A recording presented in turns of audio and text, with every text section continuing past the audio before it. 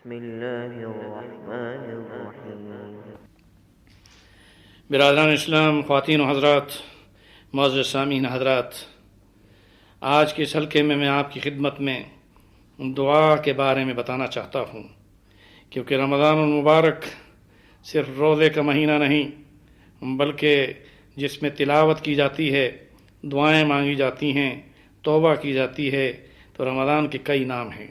یہ شان نزول بھی اس کے اندر ہے، قرآن کے ساتھ رمضان میں نازل ہوا ہے۔ رمضان المبارک نزول قرآن کا مہینہ بھی ہے، اور اسی طرح رمضان المبارک توبہ کا مہینہ بھی ہے، اور رمضان المبارک دعاؤں کا مہینہ بھی ہے۔ دعا در حقیقت عبادت ہے، دعا مانگنا عبادت کے حکم کی تعمیل ہے۔ رب ذوالجلال نے قرآن پاک میں صاف طور پر ارشاد فرمایا کہ تمہارے رب نے کہہ دیا ہے کہ مجھ سے مانگو، میں تمہاری دعا قبول کروں گا۔ دعا عبادت کا مغز ہے، دعا ہی عبادت ہے۔ رسول اکرم صلی اللہ علیہ وسلم نے اس کے بارے میں واضح طور پر یہ ارشاد فرمایا ہے کہ اللہ کے نزدیک دعا سے زیادہ بلند مرتبہ کوئی چیز نہیں۔ رسالت مآب صلی اللہ علیہ وسلم نے دعا کی اہمیت کو اجاگر کرتے ہوئے فرمایا کہ تقدیر کو دعا کے علاوہ اور کوئی چیز نہیں بدل سکتی۔ لا يرد القضاء الا الدعاء، قضاء و قدر کو کوئی چیز نہیں بدل سکتا مگر دعا اس کو بدل دیتی ہے۔ دعا در حقیقت اللہ رب العزت سے بندے کا وہ عظیم تعلق ہے کہ جس میں اس کا یقین بڑھتا ہے، اللہ تعالیٰ سے وہ عاجزی کرتا ہے، اور یہ مقام عبودیت کا کمال ہے، کیونکہ اللہ تعالیٰ اپنے بندوں سے عاجزی چاہتا ہے۔ اللہ تعالیٰ قادر وحدہ لا شریک ذات ہے، وہ کائنات کا خالق ہے۔ رب ذوالجلال جس نے اپنے بندوں کو پیدا کیا ہے، وہ اس چیز کو پسند کرتا ہے کہ بندہ اس سے مانگے، کیونکہ اس ذات کی وحدانیت اور قدرت کا اقرار کرنے کے بعد اپنی ذات میں عاجزی کے ذریعے عبودیت کا اظہار یہ بندے کے لیے ضروری ہے۔ رسول اکرم صلی اللہ علیہ وسلم نے ارشاد فرمایا، بلا شبہ دعا اس چیز کے لیے بھی نافع ہے جو پیش آ چکی، اور اس چیز کے لیے جو پیش نہیں آئی، لہذا اے اللہ کے بندو دعا کو اپنے لیے ضروری سمجھو۔ رسالت مآب صلی اللہ علیہ وسلم کا یہ ارشاد دوبارہ اپنے کانوں میں آئیے کہ جس میں اللہ کے پیارے رسول نے یوں ارشاد فرمایا، اے اللہ کے بندو دعا کو اپنے لیے ضروری سمجھو۔ دعا ایک مستقل عبادت ہے، بلکہ عبادت کا مغز ہے، انبیاء کرام کا عظیم عمل ہے۔ تمام نبیوں نے اللہ سے دعا مانگی۔ آدم علیہ السلام کی دعا کا ذکر قرآن پاک میں ہے، حضرت ابراہیم خلیل اللہ کی دعاؤں کا ذکر قرآن پاک میں ہے، حضرت ایوب کی دعا کا ذکر قرآن پاک میں ہے۔ اس طرح تمام نبیوں کی دعائیں قرآن پاک میں یہ ثابت کرتی ہیں کہ انبیاء کرام کا عظیم عمل تھا۔ تمام انبیاء کرام اللہ تعالیٰ سے دعا مانگا کرتے تھے، جس کا ذکر قرآن سے ثابت ہے۔ رسول اکرم صلی اللہ علیہ وسلم نے ارشاد فرمایا کہ ہر نبی اور رسول کی دعا اللہ تعالیٰ نے قبول فرمائی۔ اللہ تعالیٰ نے ہر نبی اور رسول نے جو دعا کی اس کو قبول فرمایا، اور میری دعا امت کے ہر اس شخص کو فائدہ پہنچائے گی جو اس کی حالت میں مرا کہ اس نے اللہ کے ساتھ اگر شریک نہیں کیا اور اس کے ساتھ کسی کو شریک نہ کرتے ہوئے شرک نہیں کیا، تو ایسا شخص میری دعا کی شفاعت سے جنت میں جائے گا۔ اللہ تعالیٰ سے دعا جزم کے ساتھ مانگی جائے، اللہ تعالیٰ سے دعا اخلاص کے ساتھ مانگی جائے، اللہ تعالیٰ سے دعا قبولیت پر یقین رکھتے ہوئے مانگی جائے، اللہ تعالیٰ سے دعا یقین کامل کے ساتھ مانگی جائے، کیونکہ وہی اللہ ہے جو سنتا ہے، جو قبول کرتا ہے، جو بندوں کی ہر مشکل کو میں آسانی پیدا کرتا ہے، اور اس نے اپنے بندوں کو یہ وعدہ دیا ہوا ہے، فادعونی استجب لکم، مجھے پکارو، مجھے پکارو، مجھ سے مانگو، میں تمہاری دعاؤں کو قبول کرتا ہوں۔ اللہ وہ ذات ہے کہ جس سے جتنی دعا کی جائے وہ خوش ہوتا ہے، یہ یقین سے مانگتا ہے، بار بار مانگتا ہے، اللہ تعالیٰ اس بندے پر اور زیادہ رحمت نازل کرتے ہیں، کیونکہ دعا میں عاجزی ہے۔ اللہ تعالیٰ اپنے بندوں سے عاجزی چاہتے ہیں، اس لیے مانگا جائے کیونکہ اس کے لیے کوئی چیز مشکل نہیں۔ اللہ کی ذات پر بھروسہ شرط ہے۔ اگر کسی کی کوئی دعا قبول ہوتی نظر نہیں آتی تو یہ نہ سمجھے کہ وہ سنتا نہیں، وہ دیکھ نہیں رہا، بلکہ وہ قبول کر رہا ہے۔ انسان نہیں سمجھتا کہ میں جو دعا مانگ رہا ہوں مجھے آج اس کی قبولیت نظر نہیں آ رہی، لیکن یہ نہیں جانتا کہ اس کے بعد آنے والی اس پر کون سی مصیبت ٹوٹنے والی تھی جو اس دعا کی وجہ سے اللہ تعالیٰ نے وہ مصیبت اس سے ہٹا دی۔ اس طرح سے یہ بات ذہن نشین کیجئے کہ اللہ تعالیٰ سے ہمیشہ خیر و برکت مانگنی چاہیے، اس لیے رسول اکرم صلی اللہ علیہ وسلم نے مسجد میں داخل ہونے پر بھی دعا کا ذکر فرمایا، اللہم افتح لی ابواب رحمتک۔ مسجد سے نکلتے وقت بھی دعا کا اہتمام فرمایا، اللہم انی اسألک من فضلک و رحمتک۔ اسی طرح سے ہر چیز جب بھی کوئی نیک عمل کیا جاتا ہے اس کے بعد اس کی اختتام میں دعا ہے، اور دعا ایسی چیز ہے کہ جس کے اندر دنیا آخرت کی خیر و بھلائی ہے۔ اسی طرح سے یہ بات ذہن نشین کیجئے کہ دعا بذات خود بھی عبادت ہے، عبادت کا مغز ہے، اور ہر عبادت کا اجر آخرت میں ملے گا، اور دعا کا اجر و ثواب بھی آخرت میں بھی ملے گا۔ اس دنیا میں بھی اللہ تعالیٰ اس دعا کو قبول فرما کر بندے کی اس مشکل کو آسانی میں بدل دیتے ہیں، اور آخرت میں اس دعا کو عبادت میں ڈال کر اس کو اس کا اجر جنت کی صورت میں بھی عطا فرمائیں گے۔ اس طرح دعا اخلاص کی بنیاد ہے، جس میں عبادت کے بعد اس کی قبولیت کا سوال ہے، اور اپنی عبادت کی غرض و غایت یہ ہو کہ یہ تیرے لیے ہے اور میری ضرورت پوری فرما۔ دعا سے انسان اللہ کی طرف متوجہ ہوتا ہے، دعا کے ذریعے اللہ کی حمد و ثنا کے ساتھ شکر گزاری بھی کرتا ہے، اپنی امیدیں اللہ کی ذات سے باندھ کر توحید کا اعلیٰ سبق اپنے دل میں پیدا کرتا ہے کہ میں مانگوں تو کس سے مانگوں۔ اللہ کے رسول نے فرمایا، جب بھی تم سوال کرو تو اللہ سے سوال کرو، اور اس طرح اللہ سے سب کچھ ہونے کا یقین رکھتے ہوئے اللہ تعالیٰ کی وحدانیت پر یقین کامل کے ساتھ جب انسان اپنے آپ کو عاجز بنا کر رب ذوالجلال کے سامنے ہاتھ اٹھا کے دعا مانگتا ہے، تو دعا کی اس برکت سے رب ذوالجلال کا یہ وعدہ ہے کہ جس کو رب ذوالجلال نے خود قرآن پاک میں ارشاد فرمایا اور یوں کر کے فرمایا کہ تم مجھ سے مانگو میں قبول کروں گا۔ اسی طرح سے جو لوگ دعا کے سلسلے میں تکبر کرتے ہیں کہ ہم دعا کیوں مانگیں، یا اس کے علاوہ ہم ہر وقت ہاتھ کیوں اٹھا کر دعا مانگیں، تو اس چیز کو اپنے ذہنوں میں رکھ لو کہ ایسا شخص جو کبر کرتا ہے یا دعا سے یعنی اس چیز سے کہ میں دعا مانگتے ہوئے کیسے نظر آؤں گا، تو وہ شخص بڑا متکبر ہے، اور متکبر پر اللہ تعالیٰ نے جنت کو حرام کر رکھا ہے۔ اس لیے ہمیشہ مسلمان اپنی خوشی اور غمی میں، فراخی اور تنگی میں اللہ تعالیٰ سے مانگتا ہے۔ جس شخص کا دل دعا مانگتے کے وقت غافل ہو اس کی دعا قبول نہیں ہوتی۔ اس لیے دعا مانگتے ہوئے اپنے دل کو بھی حاضر کرنا چاہیے۔ رسول اکرم صلی اللہ علیہ وسلم کا ارشاد ہے جس میں اللہ کے رسول نے دعا مانگنے میں ہاتھوں کی ہتھیلیوں کے اندرونی رخ کے ذریعے مانگنے کا حکم فرمایا۔ آپ صلی اللہ علیہ وسلم نے ارشاد فرمایا، جس وقت تم اللہ تعالیٰ سے مانگو تو اس سے اپنے ہاتھوں کی اندرونی رخ کے ذریعے مانگو، اور جب دعا مانگ لو تو اپنے ہاتھوں کو اپنے منہ پر پھیر دو۔ ابو داؤد کی روایت میں یہ بات بھی ہے۔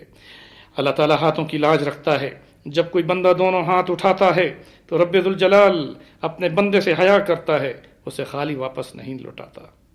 حضرت عمر رضی اللہ تعالیٰ عنہ سے روایت ہے کہ رسول اکرم صلی اللہ علیہ وسلم جب دعا میں اپنے دونوں ہاتھ اٹھاتے تو انہیں اس وقت تک نہ رکھتے تھے جب تک کہ وہ اللہ سے آمین کرتے ہوئے اس دعا کی اختتام نہیں فرماتے تھے۔ دعا ہر وقت مانگنی چاہیے۔ اسی طرح سے دعا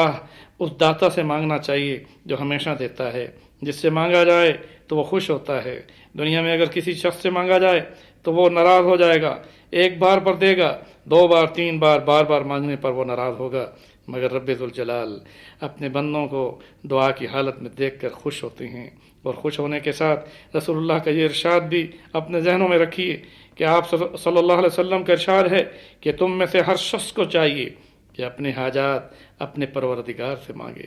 یہاں تک کہ اس کے جوتے کا تسمہ بھی ٹوٹ جائے تو اس کو بھی اللہ تعالیٰ سے مانگے۔ نیک لوگوں سے دعا کراؤ کیونکہ وہ دعا ضرور قبول ہوتی ہے۔ اس طرح والدین کی دعا اولاد کے حق میں اور اولاد کی دعا والدین کے حق میں قبول ہوتی ہے۔ حاجی، غازی، طالب علم، دینی اسلامی تعلیم حاصل کرنے والا اور مظلوم کی دعا رد نہیں ہوتی۔ اس طرح حاجی جب حج پر جاتا ہے یہاں تک اپنے شہر واپس آ جائے اس کی دعا قبول ہوتی ہے۔ اس طرح سے یہ بات ذہن نشین کر لیں، بعض جگہیں ایسی ہیں جہاں دعا مانگی جائے تو قبول ہوتی ہیں، بعض وقت ایسے ہیں کہ جن میں اس وقت میں دعا مانگی جائے تو وہ قبول ہوتی ہے، بعض اعمال ایسے ہیں کہ جن اعمال کے بعد دعا مانگی جائے تو قبول ہوتی ہے۔ اس طرح رسول اکرم صلی اللہ علیہ وسلم کا یہ ارشاد کہ رمضان المبارک میں افطاری کے وقت کی دعا کو رب ذوالجلال رد نہیں فرماتا۔ موسم اور جگہوں میں عرفات کے میدان میں یوم العرفہ کی دعا، لیلۃ النحر میں مزدلفہ کی دعا، بیت اللہ میں طواف کرتے ہوئے دعا، صحیح صفا مروہ کے دوران دعا، مقام ملتزم پر دعا، زمزم پینے کے بعد دعا، نمازوں کے بعد دعا، ختم قرآن پر دعا اور روزے میں افطاری پر دعا، یہ رسول اکرم صلی اللہ علیہ وسلم نے ان پر مستجاب ہونے کا وعدہ فرمایا کہ اللہ تعالیٰ ایسے وقت کی دعاؤں کو ایسی جگہوں کے ساتھ، یا روزے کی دعا، دنیا بھر میں کوئی روزے دار جب دعا مانگ رہا ہوتا ہے، افطاری کے وقت کی وہ دعا اس کی قبول ہوتی ہے، رات کے آخری حصے میں دعا جہاں بھی وہ مانگ رہا ہے وہ قبول ہوتی ہے، لیلۃ القدر کی دعا رب ذوالجلال قبول فرماتے ہیں، رمضان المبارک میں دن اور رات میں جس وقت دعا مانگی جائے وہ قبول ہوتی ہے، جمعے کے دن میں ایک گھڑی ایسی ہے جو مستجاب الدعا ہے، اس میں دعا قبول ہوتی ہے۔ اسی طرح سے ہر نیک عمل کے بعد دعا کو اللہ تعالیٰ نے قبولیت کے ساتھ رکھا ہے۔ یہی وجہ ہے کہ ہم سب کو چاہیے کہ خاص طور پر رمضان المبارک میں جہاں تلاوت قرآن پاک ہم کر رہے ہوں تو اس کے بعد دعا مانگیں، نماز سے جب فارغ ہوں تو دعا مانگیں۔ اس لیے وطروں کی دعا میں جو ہے خصوصیت کے ساتھ اپنی حاجات کو رب ذوالجلال کے سامنے پیش کریں، اور یہ بات ذہن نشین کریں کہ ہاتھ اٹھا کر دعا مانگنا، ہاتھ اٹھا کر دعا مانگنا یہ رسول اکرم صلی اللہ علیہ وسلم کی سنت ہے، رسول اکرم صلی اللہ علیہ وسلم کی یہ ادا ہے، انبیاء کرام کی یہ ادا ہے، صحابہ کرام کی یہ ادا ہے، صلحاء امت کی یہ ادا ہے۔ اور اس طرح سے انسان عاجز بن کر اپنے ہاتھ اٹھا کر دونوں ہاتھوں کو اس طرح اٹھائے کہ اپنے کندھوں کے مقابلے میں یا سینے کے مقابلے میں کہ جن میں ہتھیلیوں کا رخ آسمان عرش کی طرف ہو، اور اس طرح سے اپنی طرف بھی ہو، اور پھر جو رحمتیں اس کے ہاتھ اٹھانے پر اس کے ہاتھ پر نازل ہوتی ہیں وہ اس کے چہرے پر بھی اس پر پہنچتی ہیں۔ بہرحال میں اس چیز کو اس لیے پیش کر رہا ہوں تاکہ بندے میں عاجزی کا اظہار ہو، اور ہم اپنے دل میں رب ذوالجلال کی عظمت کا اعتراف کرتے ہوئے ہاتھ اٹھا کر ہمیشہ دعائیں مانگیں، اور رمضان المبارک کی ہر گھڑی کو اپنے لیے بحث رحمت سمجھیں اور اس میں دعاؤں کا اہتمام کریں۔ فرض نمازوں کے بعد تہجد کے وقت حالت سفر میں اگر کوئی شخص عمرے پر جا رہا ہے تو اس سفر کے دوران میں مانگی جانے والی دعا، اور رمضان میں روزے کی حالت میں ہو اور پھر حرمین شریفین کی طرف قدم ہو تو وہ دعا کیسے قبول نہیں ہوگی؟ روزے دار روزے کی حالت میں بیٹھا ہے اور پھر اذان ہوئی اور اقامت کے درمیان اور اذان کے درمیان جب وہ دعا مانگے تو وہ کیسے قبول نہیں ہوگی؟ جب عام دنوں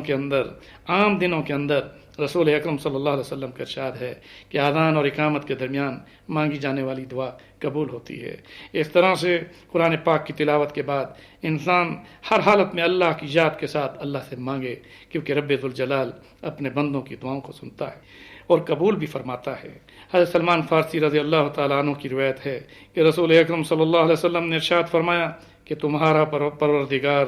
بڑا صاحب حیا اور کریم ہے، جب کوئی بندہ اس کے سامنے ہاتھ پھیلاتا ہے تو اسے خالی واپس کرتے ہوئے حیا ہوتی ہے۔